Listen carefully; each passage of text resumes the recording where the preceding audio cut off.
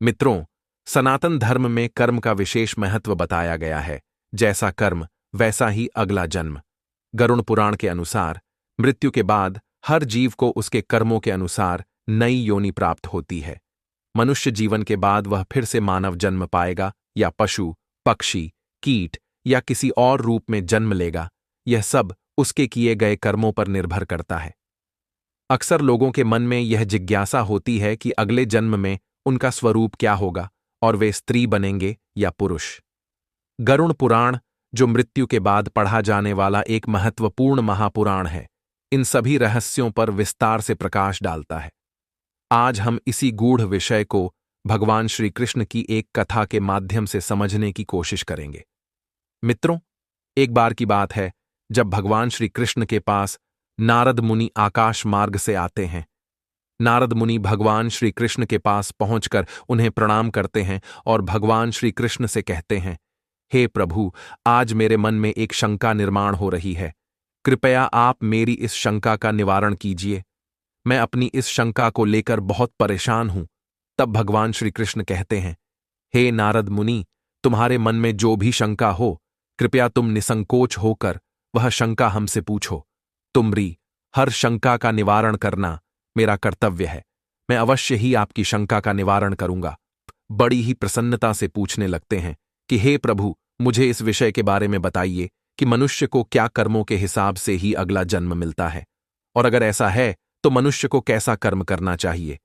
इसके साथ ही साथ मेरा यह प्रश्न भी है कि क्या पति के साथ भोजन करने वाली स्त्रियों को कौन सा पाप लगता है? क्या पति के साथ में भोजन करना उचित होता है? शास्त्र इस विषय में क्या कहते हैं? हे प्रभु, ऐसा वह कौन सा पाप है जिसे करने से स्त्री नरकगामी बन जाती है? कृपया आप मेरी इस शंका का समाधान कीजिए। अब नारद मुनि की बात को सुनने के बाद भगवान श्री कृष्ण मुस्कुराते हुए कहते हैं, हे नारद मुनि, आज तुमने समस्त मानव जाति के कल्याण के उद्देश्य से बहुत ही महत्वपूर्ण प्रश्न किया है। तुमने जो प्रश्न किया है, तुमको इसका समाधान मैं अवश्य बताऊंगा, लेकिन तुमको इसका समाधान देवी सुदेवा की कथा सुनने से प्राप्त होगा। हे नारद मुनि, आज मैं तुम्हें रानी सुदेवा की कथा सुनाता हूं, जिससे तुम्हारी सभी शंकाओं का समाधान इस प्राचीन कथा में ही है। इस कथा में तुम्हें तुम्हारे सभी प्रश्नों के उत्तर मिल जाएंगे, इसीलिए इस कथा को ध्यानपूर्वक सुनो। हे नारद मुनि, जो भी मनुष्य इस कथा को ध्यानपूर्वक सुनता है और इसका प्रचार करता है, वह सौभाग्यशाली बनता है। उसे कभी नरक की प्राप्ति नहीं होती है। अब भगवान श्री कृष्ण से नारद मुनि कहते हैं कि हे प्रभु, मैं इस कथा को अवश्य ध्यानपूर्वक पूरा सुनूंगा। कृपया आप इस कथा को मुझसे कहिए। अब भगवान श्री कृष्ण कथा को सुनाना आरंभ करते हैं और कहते हैं, हे नारद मुनि, फिर सुनो। प्राचीन काल की बात है। कौशल देश में महाराज इवाकू राज्य करते थे। वे धर्म का पालन करने वाले, गुणवान, चरित्रवान और अत्यंत कुश सम्राट थे। उनका विवाह काशी नरेश की पुत्री सुदेवा के साथ हुआ था। सुदेवा सत्य का व्रत पालन करने में तत्पर, गुणवान, चरित्रवान तथा एक महान पतिव्रता स्त्री थी। महाराज इवाक पुण्यात्मा थे। उन्होंने अनेक यज्ञ तथा अनेक पुण्य के कार्य किए थे। उन्होंने देवालय बनवाए और अनेकों पोखरे खुदवा, अनेक वाटिका बनवाई तथा वे साधु संतों की रक्षा में सदैव ही तत्पर रहते थे। महाराज इवाकू के नगर के समीप एक घना जंगल था। उस जंगल में एक सूअर अपनी पत्नी और पुत्रों के साथ में उस जंगल में रहा करता था। वह सूअर बड़ा ही विशालकाय और भयंकर आकार वाला था, जिससे सभी मनुष्य भयभीत रहते थे। उस सूअर के भय से मनुष्य उस वन के मार्ग से जाने से डरने लगे थे। फिर जब यह बात महाराज इवाक को पता चली तो उन्होंने उस सूअर का शिकार करने का सोचा, और फिर एक दिन महाराज अपनी पत्नी सुदेवा तथा अनेक सैनिकों और कुत्तों को लेकर उस वन में उस सूअर का शिकार करने के लिए चले गए। वाकू बड़े ही पराक्रमी थे। उन्होंने अनेक विशालकाय शेरों का तथा राक्षसों का वध किया था। इसीलिए वे इस भयंकर सूअर से नगरवासियों की रक्षा करने के लिए उस वन में उस सूअर का शिकार करने के लिए जा पहुंचे। जब उस भयंकर आकार वाले सूअर ने महाराज इवाक को वन की तरफ आता हुआ देखा तो वह सूअर अपनी पत्नी से कहने लगा, हे प्रिय, देखो, यह कौशल देश के महान सम्राट इवाक है। वे महापराक्रमी और महातेजस्वी हैं और वे इस वन में मेरा शिकार करने के लिए आ रहे हैं। उनके साथ बहुत से कुत्ते और व्याध है। इसमें तनिक भी संदेह नहीं कि वे मुझ पर प्रहार नहीं करेंगे। महाराज बड़े पुण्यात्मा हैं, यह राजाओं के भी राजा है, समस्त विश्व इनके अधीन है। हे प्रिय, मैं तुम सबकी रक्षा करने के लिए अपना पराक्रम दिखाता हुआ महाराज के साथ युद्ध करूंगा। अगर युद्ध में मैंने इनको पराजित कर दिया तो तीनों लोकों में मेरी कीर्ति हो जाएगी, और यदि मैं इनके हाथ से मारा भी गया तो मुझे इस सूअर की योनि से छुटकारा मिल जाएगा और मैं विष्णु लोक को चला जाऊंगा। मेरे पिछले जन्म के पाप के कारण ही मुझे सूअर का जन्म प्राप्त हुआ है। हे प्रिय, तुम मेरा मोह छोड़कर हमारे पुत्रों को लेकर पर्वत की गुफा में चली जाओ। अब समय आ गया है कि मैं अपने पूर्व जन्मों के पापों से मुक्त हो जाऊं। जब महाराज के बाण मेरे शरीर को घायल कर देंगे तो एक एक बाण से मेरे पूर्व जन्म के पाप नष्ट हो जाएंगे। फिर वह सूअर की पत्नी बोलने लगती है, हे नाथ, हमारे बच्चे आपके ही पराक्रम और साहस के कारण इस वन में निर्भय होकर विचरण करते हैं। वह कोमल कोमल फूलों का आहार ग्रहण करते हैं। आप ही के कारण इन्हें शेर सियार आदि जंगली जानवरों का भय नहीं है, क्योंकि आप ही इनकी रक्षा करते हैं। आपके भीषण रूप को देखकर कोई भी शिकारी हमारा शिकार करने के लिए इस वन में नहीं आता है। अगर आपकी मृत्यु हो जाएगी तो फिर मेरी और हमारे पुत्रों की रक्षा कौन करेगा? आपके बिना हम असहाय हो जाएंगे। पति के बिना मेरा क्या होगा? उत्तम सुवर्ण के गहने आभूषण वस्त्र पहनकर भी कोई भी स्त्री पति के बिना शोभा नहीं पाती है। पति से ही स्त्री को सौंदर्य और शोभा प्राप्त होती है। आपके बिना मेरा जीवन भी नष्ट हो जाएगा। हे नाथ, हे प्राणेश, आपके बगैर मैं जीवित नहीं रह सकती। हे नाथ, मैं सच सच कहती हूं, आपके साथ यदि मुझे नरक में भी डाल दिया जाए तो भी मैं खुशी खुशी आपके साथ चली आऊंगी। इसीलिए आप महाराज के सामने मत जाइए। आप भी हमारे साथ पर्वत के अंदर चलिए, हम वहीं छिपकर बैठ जाते हैं। आप जीवन की इच्छा छोड़कर अपनी पत्नी और पुत्र को अकेला छोड़कर जा रहे हो, इससे आपको क्या लाभ होगा?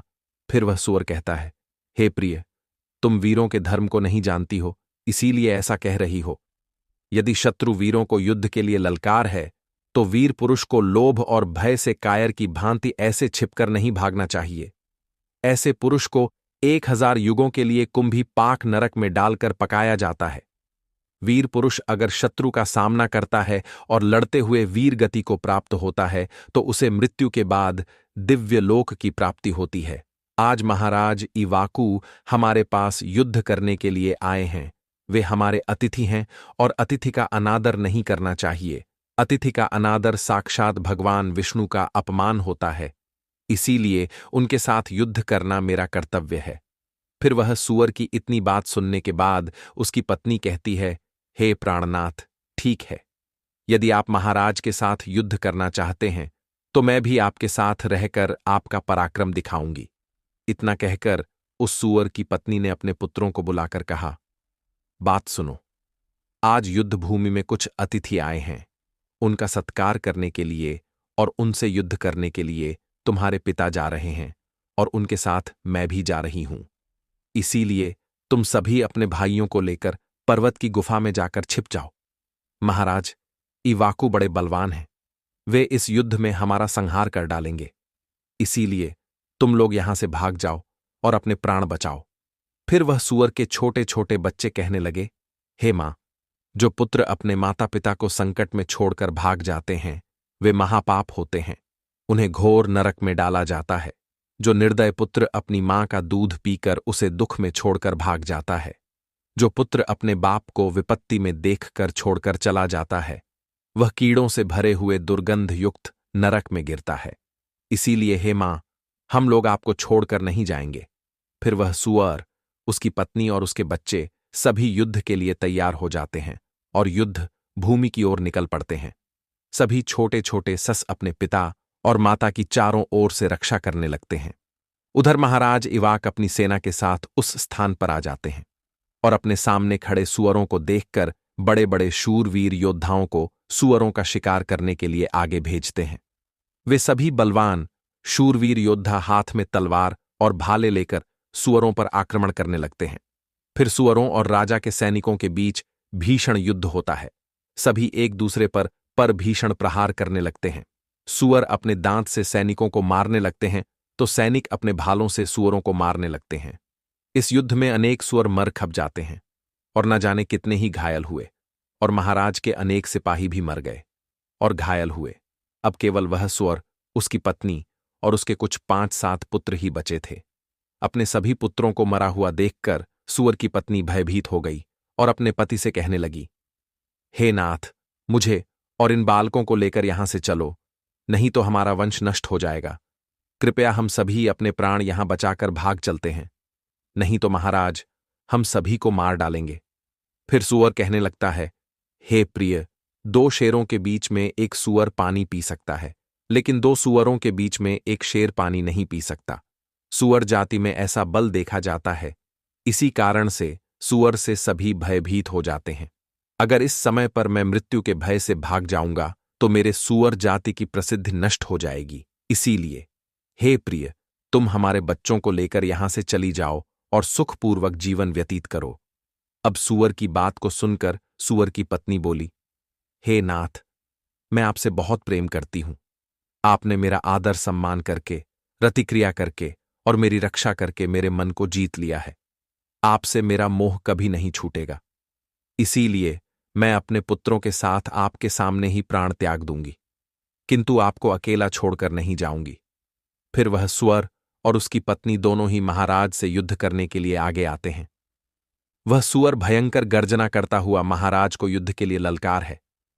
वह सुअर उसके सामने आए बड़े बड़े वीर योद्धाओं को अपने दांतों से तिनके की भांति उठाकर फेंकने लगता है। अपने सैनिकों को मरता हुआ देखकर महाराज को क्रोध आ जाता है और वे अपना धनुष की प्रत्यंचा चढ़ाकर उस सुअर पर बड़े वेग से आक्रमण करते हैं। महाराज का एक बाण तीव्र गति से जाकर उस सुअर के शरीर में घुस जाता है और वह सुअर जमीन पर गिर जाता है। फिर महाराज उस पर प्रहार करते हैं और सुअर को मार डालते हैं। सुअर के मरते ही उसके प्राण निकलते हैं और विष्णु लोक को चले जाते हैं। फिर महाराज के सैनिक अपने हाथ में भाले लेकर उस सुअर की पत्नी को मारने के लिए उसकी ओर जाने लगते हैं। सुअर की पत्नी अपने बच्चों के सामने खड़ी हो जाती है और बच्चों से कहती है कि बच्चों, मैं जब तक यहां पर खड़ी हूं, तुम यहां से भाग जाओ। सुअर का बड़ा बेटा बोलता है, हे माता, हम अपने प्राणों के भय से आपको मरने के लिए छोड़कर कैसे भाग जाऊं? अगर मैं ऐसा करूंगा तो मुझ पर धिक्कार है। मैं युद्ध में शत्रु को परास्त करूंगा। तुम अपने पुत्रों को लेकर यहां से चली जाओ। फिर वह सुअर की पत्नी बोली, हे मेरे पुत्र, मैं महापाप नहीं, तुझे अकेला छोड़कर कैसे चली जाऊं? इतने में ही राजा के सैनिक उन सुअरों के पास आते हैं और उन पर प्रहार करने लगते हैं। सुअर का बड़ा बेटा भयंकर युद्ध करता है और अनेक सैनिकों को मार गिराता है। तब महाराज आगे आकर उस सुअर के बड़े बेटे को भी मार डालते हैं। अपने पुत्र को मरा हुआ देखकर सुअर की पत्नी बहुत क्रोधित हो जाती है और भीषण प्रहार करने लगती है। उसने भी अनेक सैनिकों को मार डाला। इस घटना को महारानी सुदेवा देख रही थी। तब वह महाराज से कहती हैं, हे महाराज, उस सुअर की पत्नी आपके सैनिकों को मार रही है। आप आगे बढ़कर उसका वध क्यों नहीं करते? महाराज, इसका वध कर दो। तब महाराज कहते हैं, हे प्रिय, यह एक स्त्री है। मेरा यह वचन है कि मैं स्त्री का वध नहीं करूंगा। स्त्री का वध करने से महापाप लगता है। इसीलिए मैं उस सुअर की पत्नी को न खुद मार रहा हूं और न किसी को उसे मारने के लिए भेज रहा हूं। मुझे स्त्री का वध करने में बड़ा भय लगता है। इतना कहकर महाराज चुप हो गए। फिर महाराज की सेना में भार्गव नाम का एक बलवान सिपाही था। उसने उस सुअर की पत्नी पर प्रहार किया और उसे जमीन पर गिरा दिया। सुअर की पत्नी मूर्छित होकर जमीन पर गिर पड़ी और लंबी लंबी सांसें लेने लगी। जब रानी सुदेवा ने उस सुवर्ण को धरती पर बेहोश अवस्था में देखा तो उन्हें उस सुवर्ण पर बड़ी दया आ गई। उन्होंने ठंडा जल उस सुवर्ण के मुख में डाला और फिर उसके सारे शरीर पर वही जल डाल दिया, जिससे उस सुवर्ण को होश आया। सुवर्ण ने रानी को उस पर शीतल जल डालते हुए देखा तो वह बहुत प्रसन्न हुई और मनुष्य की वाणी में बोलने लगी, हे देवी, तुमने मुझ पर ठंडा जल डालकर मुझे कष्ट से मुक्ति दिलाई है। तुम्हारा कल्याण हो। सुवर्ण के ऐसे वचन सुनकर रानी सुदेवा को बड़ा ही आश्चर्य हुआ। वह सोचने लगी, यह तो आज मैंने बड़ी विचित्र बात देखी। यह सुवर्ण तो मनुष्य की वाणी में सुंदर और स्पष्ट संस्कृत बोल रही है। फिर रानी ने उस सुवर्ण से कहा, हे भद्रे, तुम कौन हो? तुम्हारा बर्ताव तो बड़ा ही विचित्र है। तुम पशु होकर भी तुम मनुष्य की वाणी में कैसे बोल रही हो? तुम मुझे तुम्हारे पूर्व जन्म का वृतांत सुनाओ। किस कारण से तुम सुवर्ण बनी हो? फिर वह सुवर्ण कहने लगती है, हे महारानी, मेरे पति ने पिछले जन्म में गुरुजनों का अपमान किया था। इसी कारण से उन्हें सूअर का जन्म प्राप्त हुआ है।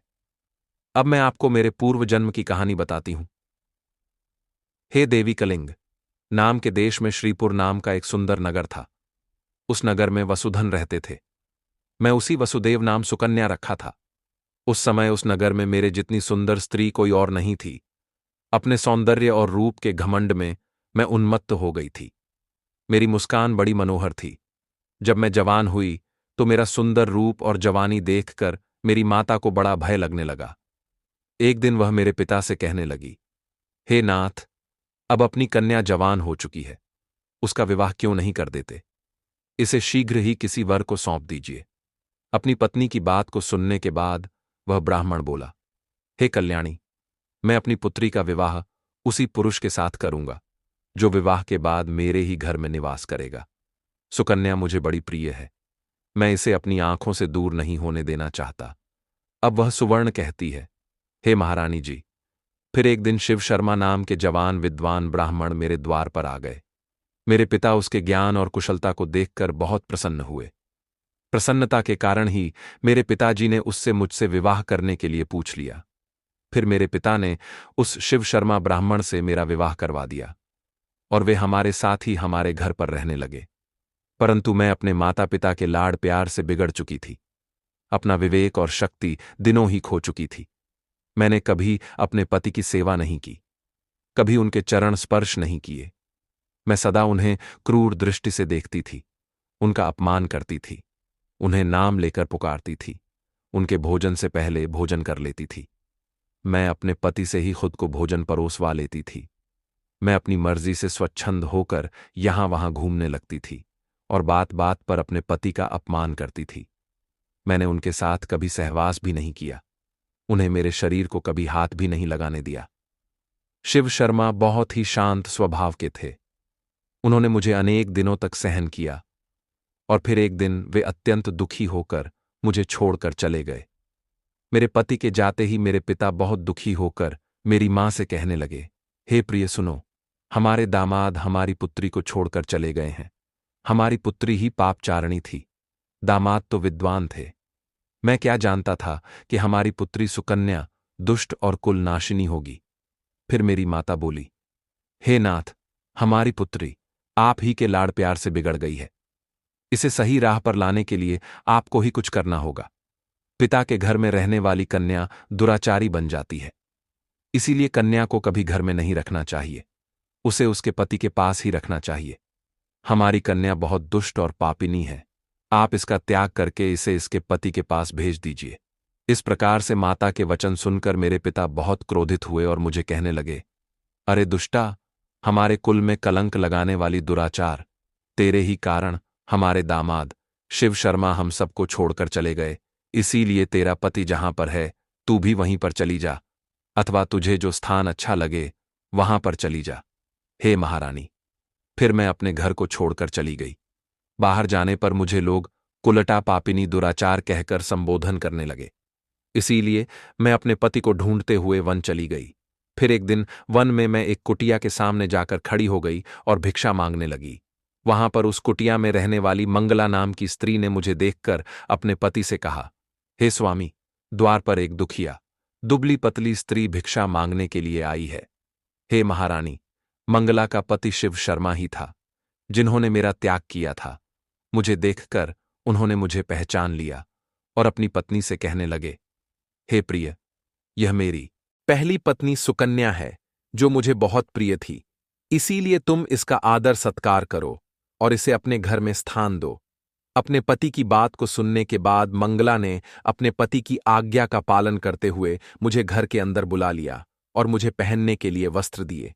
फिर एक दिन मैं बैठकर मंगला के अच्छे स्वभाव का और मेरे दुष्ट स्वभाव का विचार करने लगी और मुझे बड़ा दुख होने लगा। अधिक चिंता करने के कारण मेरा हृदय फट गया और उसी क्षण मेरी मृत्यु हो गई। फिर यम के 2 दूत उस स्थान पर आ गए और मुझे उठाकर यमलोक ले गए। वहां पर यमराज ने मेरा लेखा जोखा देखा और अपने दूतों से कहा, हे दूतों, इस पापिनी स्त्री ने अपने पति का बहुत अपमान किया है। यह पति से पहले ही भोजन कर लेती थी, अपने पति को नाम से बुलाती थी, उससे घर के काम करवाती थी। इसीलिए इस पापी स्त्री को ले जाकर नरक में डाल दो। फिर यमदूत मुझे नरक में ले गए और उन्होंने मुझे जलते हुए अंगारों में डाल दिया। लोहे के जलते हुए पुरुष बनाकर मुझे उन्हें आलिंगन दिलवाया। वहां नरक में मुझे अनेक वर्षों तक कष्ट भोगने पड़े। फिर नरक की सजा भुगतने के बाद यमराज ने मुझे सुवर्ण के जन्म में डाल दिया। हे महारानी, इस प्रकार से मैंने आपको मेरे पूर्व जन्म का वृतांत मैंने आपको सुना दिया है। कृपया अब मुझे इस जीवन से मुक्ति दिला दो। आपने अपने पति की बहुत सेवा की है, इसीलिए मुझे आपका थोड़ा सा पुण्य प्रदान करो। फिर रानी सुदेवा महाराज के पास जाती है और उनसे कहती है, हे स्वामी, अब मैं क्या करूं? आप जो आज्ञा देंगे मैं वही करूंगी महाराज। इवाकू कहते हैं, हे प्रिय, यह बेचारी बहुत दिनों से बहुत ही दुख भोग चुकी है। अब तुम अपने पुण्य से इसका उद्धार करो।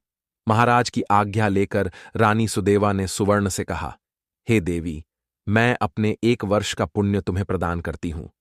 रानी के इतना कहते ही उस सुव के प्राण चले गए और उसके शरीर से एक दिव्य स्त्री प्रकट हुई और फिर वह महारानी और महाराज को नमस्कार करके विष्णु लोक को जाने लगी। अब भगवान श्री कृष्ण कहते हैं, हे नारद मुनि, अब तो आपको पता चल ही गया होगा कि मनुष्य जैसा कर्म करता है वैसा ही भरता भी है। हे नारद मुनि, गधे कुत्ते बिल्ली, सांप बंदर गिरगिट, बकरा भेड़िया गाय कछुआ कीड़े मकोड़े कोई पशु पक्षी, पेड़ पौधे स्त्री में जन्म इत्यादि में जिसका भी जन्म होता है वह पापी मनुष्य होता है, जिसे दूसरे जन्म में उसे ऐसा बनाया गया है। कई बार जब बालक का जन्म होता है तो उसमें कई प्रकार का दोष होता है। कई बालक किन्नर पैदा हो जाते हैं या फिर ऐसे पैदा होते हैं जिनको कोई शारीरिक दोष होता है, जैसे कोई जन्म से ही विकलांग पैदा होता है या जन्म से ही देखने में असमर्थ होता है। ऐसा भी होता है। कई बच्चे को जन्म से ही मलमूत्र का द्वार नहीं होता है। यह सब कुछ उसके पिछले जन्म के कर्मों के आधार पर कष्ट भोगना तय होता है। इसलिए शारीरिक असमर्थता पैदा होने के साथ ही आती है। जब तक शिशु मां की कोख में रहता है तब तक उसे पिछले जन्म का सब कुछ याद रहता है। उसे यह भी स्मरण होता है कि उसने पिछले जन्म में क्या क्या कर्म किए और दुखी होकर वह जीव ईश्वर से यही प्रार्थना करता है कि इस जीवन में वह सत्कर्म करेगा और भगवान का नाम जपता रहेगा। शिशु माता के गर्भ से निकलकर इस पृथ्वी लोक में जब आता है तब ईश्वर के द्वारा उसकी स्मृति खत्म कर दी जाती है। मतलब उसके दिमाग से पिछले जन्म की बातों भुला दिया जाता है और वह जीव फिर से मोह माया में कुछ ऐसा उलझ जाता है कि परमात्मा के लिए उसके पास समय ही नहीं बचता है। हे नारद मुनि, अब मैं आपको बताता हूं कि किस पाप के कारण कौन सा जन्म मिलता है। पहला, कछुए का जन्म। माता पिता को कष्ट पहुंचाने वाली संतान या भाई बहन को प्रताड़ित करने वाले मनुष्य को कछुए की यों में जन्म मिलता है। जन्म पुरुष का हो या स्त्री का, आत्मा को उस शरीर के अनुरूप अपने व्यवहार में अपना कर्म करना होता है। शरीर के जरिए कर्म करके ही एक आत्मा अपने जन्म के उद्देश्य को सार्थक भी बना सकती है और निरर्थक भी। अच्छे कर्म करके ही आत्मा मुक्ति के मार्ग की ओर अग्रसर हो सकती है और बुरे कर्म करके अपनी स्थिति को भविष्य में बदतर बना सकती है। यदि कोई पुरुष महिलाओं वाला आचरण करता है, स्वभाव में महिलाओं वाली आदत ले आता है, तो ऐसे पुरुषों को अगले जन्म में स्त्री का रूप मिलता है। बंदर की योनि में जन्म जो अपने मालिक का विश्वसनीय होकर अपने मालिक का विश्वास तोड़ देता है, तो उसका सामान्य जीवन कुल 20 वर्ष का ही होता है। जो व्यक्ति लूटपाट करता है, जानवरों को सताता है, उनका शिकार करके अपने परिवार का पालन पोषण करता है, उसे अगले जन्म में किसी कसाई के हाथों से मृत्यु की प्राप्त होती है। यदि मृत्यु के समय व्यक्ति भगवान का नाम ले लेता है तो भगवान उसकी मुक्ति का मार्ग खोल देते हैं। अगला है, गधे का जन्म कौन भोगता है। अब यहां आता है कर्म फल सिद्धांत। अपने सच्चे मित्र का अपमान करने वाला गधे की योनि को भोगता है। कुत्ते का जन्म किसको मिलता है? धर्म का अपमान करने वाले, पूजा पाठ ना करने वाले। जो व्यक्ति धर्म वेद पुराण जैसे धार्मिक ग्रंथों का अपमान करता है, हमेशा धर्म का विरोध करता है, ईश्वर के प्रति श्रद्धा भाव नहीं रखता, तो ऐसे लोगों का अगला जन्म कुत्ते के रूप में होता है। कीड़े मकोड़े की योनि दूसरों की निंदा करने वाला, बुरा बर्ताव करने वाला कीड़े मकोड़े के रूप जन्म लेता है। यह एक ऐसी योनि है जिसमें आप कितने भी प्रतिभाशाली हो, आपने कितना भी हुनर क्यों ना हो, आपको सम्मान कभी नहीं मिलता। जो व्यक्ति किसी चीज की चोरी करता है वह तोता बनता है। वही सुगंधित पदार्थ की चोरी करने वाला व्यक्ति छछूंदर के रूप में जन्म लेता है। किंतु यदि अपराध चो से बड़ा हो तो और भी कष्टदायक होता है। जो लोग दूसरों को मूर्ख बनाकर ठगी करते हैं और उनका लाभ उठा लेते हैं या काम निकलवा लेते हैं, ऐसे लोगों को मृत्यु के बाद नरक में स्थान मिलता है। साथ ही ऐसे लोग अगले जन्म में उल्लू के रूप में जन्म लेते हैं। जो व्यक्ति पराई स्त्री से संबंध बनाता है उसे नरक में जाना पड़ता है। ऐसे पुरुष को वहां उसे कई कष्ट भोगने पड़ते हैं और इसके बाद उसे अलग अलग योनियों में एक के बाद कई जन्म लेने पड़ते हैं। वह सबसे पहले भेड़िया बनता है, फिर एक कुत्ते के रूप में जन्म लेता है, उसके बाद सियार, फिर गिद्ध, फिर सांप, फिर कौवा और अंत में बगुला बनता है। इन सब योनियों में जीवन व्यतीत करने के बाद उसे फिर से मनुष्य जन्म की प्राप्ति होती है। ऐसी शादीशुदा महिला जो किसी गैर मर्द के साथ संबंध बनाती है उसे नरक की यातनाएं भोगनी पड़ती हैं और ऐसी महिला अगले जन्म में छिपकली सांप या फिर चमगादड़ के रूप में जन्म लेती है। लेकिन जो व्यक्ति किसी स्त्री के साथ जबरदस्ती संबंध बनाता है उसे तो नरक भोगने और कई योनियों में जन्म लेने के बाद मनुष्य योनि में किन्नर के रूप में जन्म मिलता है। बेफिजूल गाली गलौज करने वाले को कौन सी योनि मिलती है? प्रत्येक मनुष्य के कंठ में मां सरस्वती वास करती है। इसीलिए जिन लोगों की वाणी में मधुरता नहीं होती और जो दूसरों को बुरा भला कहते हैं या हमेशा गाली गलज करते हैं, उनको अगले जन्म में उन्हें बकरे बनना पड़ता है। जो मनुष्य स्त्री की हत्या, गर्भपात या गाय की हत्या करता है वह अगले जन्म में मूर्ख और कुबड़े कृष्ण कहते हैं। हे नारद मुनि, अब तक तो आप सब कुछ समझ ही चुके होंगे। बाकी की सारी जानकारी गरुण पुराण जैसे धर्म ग्रंथ में पहले से ही समाहित है। मित्रों, अगर ये कहानी आप लोगों को पसंद आई हो तो कमेंट बॉक्स में जय श्री कृष्णा लिख करके, वीडियो को लाइक करके, चैनल को सब्सक्राइब करके बेल आइकन ऑल पर प्रेस कर लीजिए, जिससे आप सभी लोगों को प्राचीन कथाएं और कहानियां सबसे पहले प्राप्त हो सके। मित्रों, वीडियो को पूरा देखने के लिए आप सभी लोगों का धन्यवाद। जय माता दी।